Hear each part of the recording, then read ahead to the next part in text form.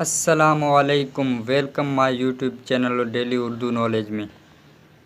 Video अच्छी लगे तो लाइक करें, सब्सक्राइब करें हमारे चैनल को। सवाल नंबर 1, दुनिया में कुल कितने पहाड़ हैं?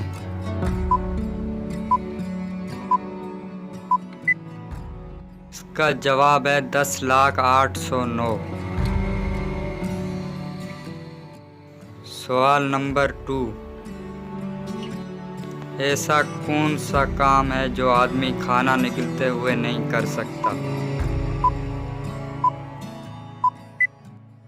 इसका जवाब है सांस नहीं ले सकता।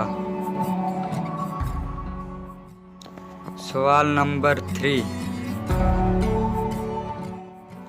वो कौन सा मुल्क है जिसकी आर्मी नहीं है?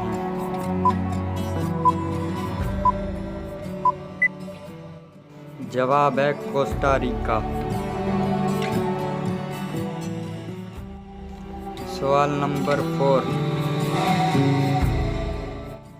वो कौन सा मुल्क है जहां पानी पेट्रोल से भी ज़्यादा महंगा है?